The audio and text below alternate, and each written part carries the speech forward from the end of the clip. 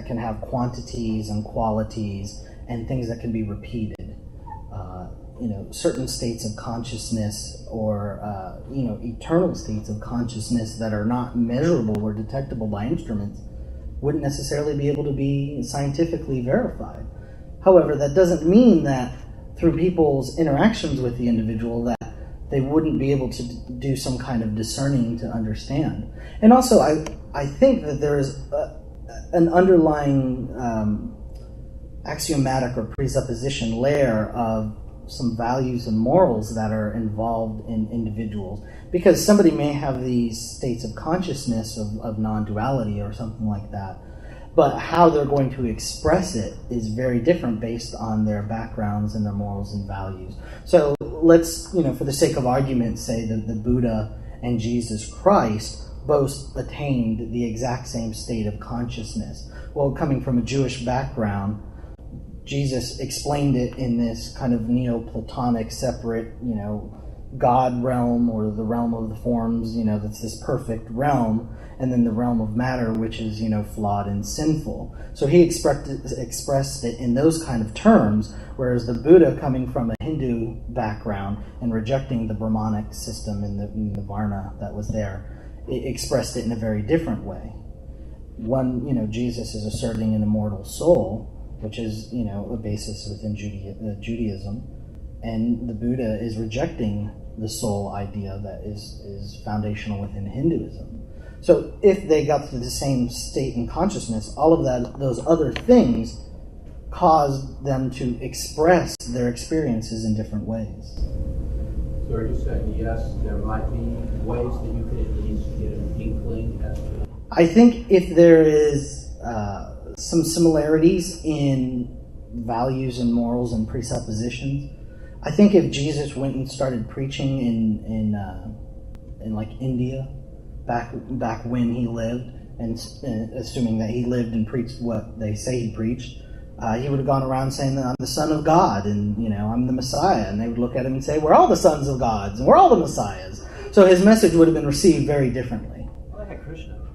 I'm sorry? Very similar. Krishna had a very similar message to Jesus, and they just simply incorporated that. Right, they just kind of looked at him and said, oh, great, another Vishnu, wonderful.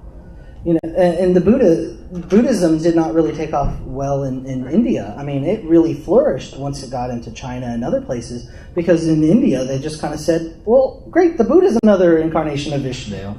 And so, they have this tendency to just kind of like co-opt everything, and Hinduism is so pluralistic that, this group of Hindus believe this. I mean, even the term Hinduism is kind of a false description. Yes, Shannon?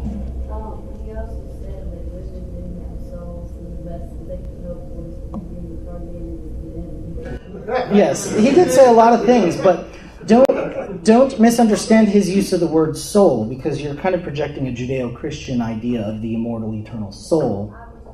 Yes, no, he said lots of things about women.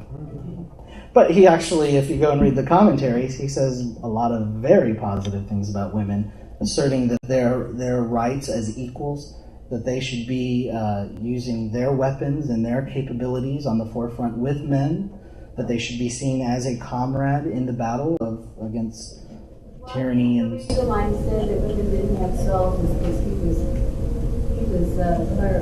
studying women like Nuit, which is exactly.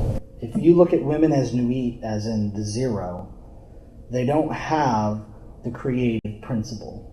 Whereas if you look at men as the two, Harit, they have that creative principle. But they're the same. That's the difference. There may be this conventional difference that we see, and then there's also within the Book of the Law where it says that a woman can obtain Harit. So there's certainly an aspect of that where she can manifest within it. And we also need to remember that Crowley's system is solar phallic. So there is a privileging to the male gender within the system, and that's just a reality of the system.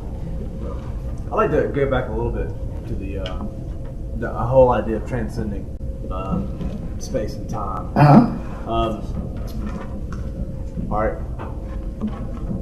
What do you think the connection, just to use another system that Crowley incorporated in this, even though it has less to do with the core ideas, but in more of a form that he used, is the Egyptian system that he took the Nuit, Hadit, Rahu, Kui from, and Horpakrat. Now these ideas, he changed them a lot, I understand that, and then he used them really as identifiers.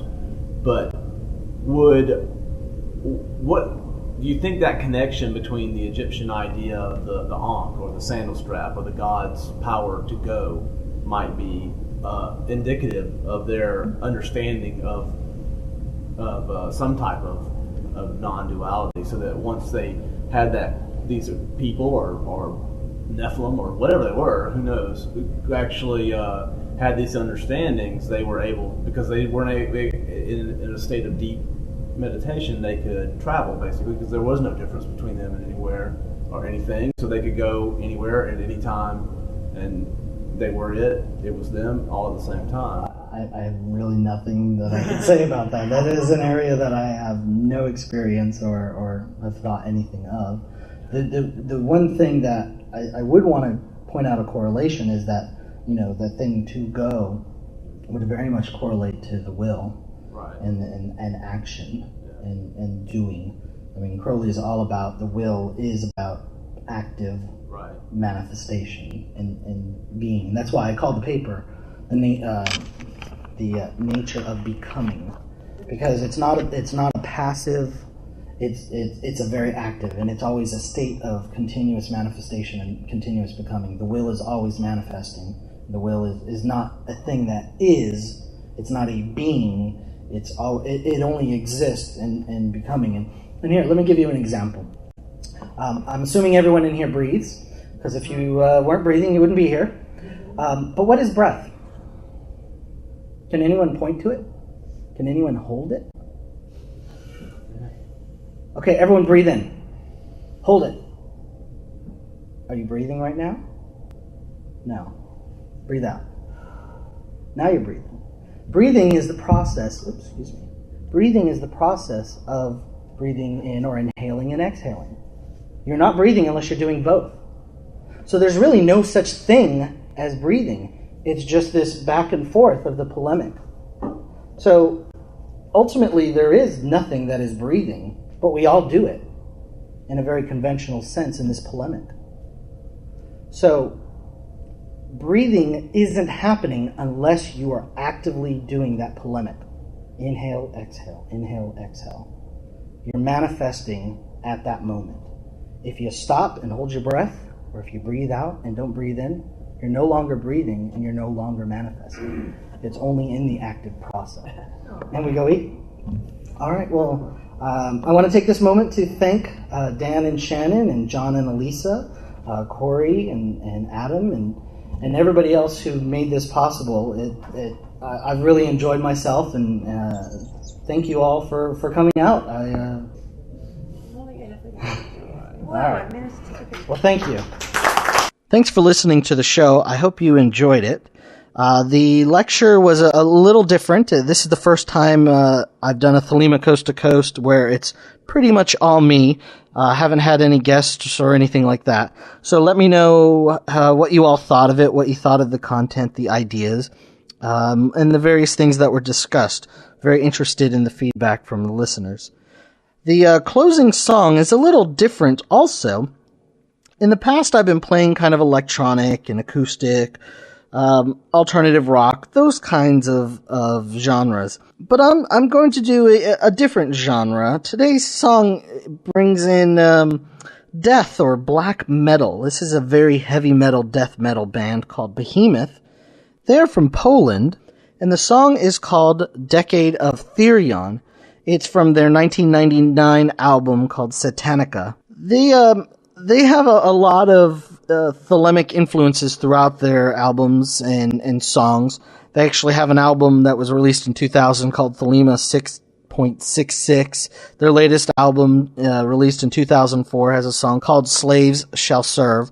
And throughout all of their titles, there's lots of Thelemic influence in the lyrics and so forth. And other kinds of occultism too. So it's very interesting. I don't know if you like death metal, let me know. But Here is Behemoth, and thanks for listening to the podcast. Hope you stick around for the next one. Love is the law. Love under will.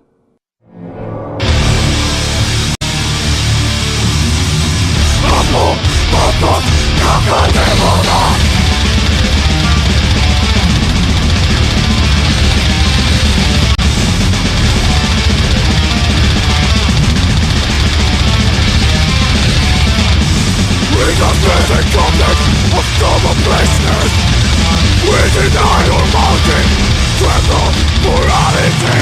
We destroy angels with silence. We destroy angels with silence.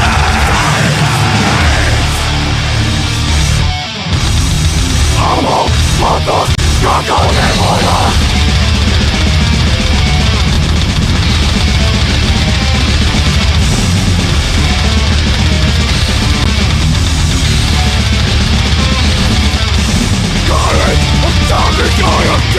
Is a body in the dusty death of all side. The curses of all the theater of lies. The body city, but a careful face.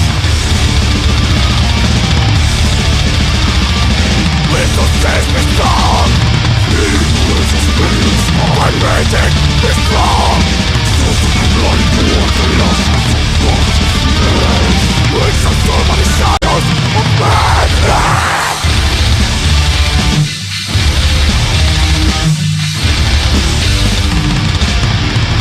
Amor, Amor, Capo, Demono.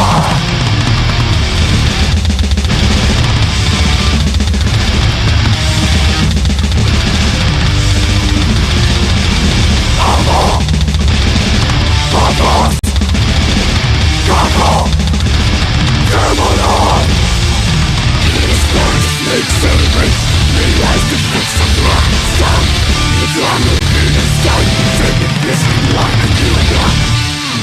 With nothing else. I will find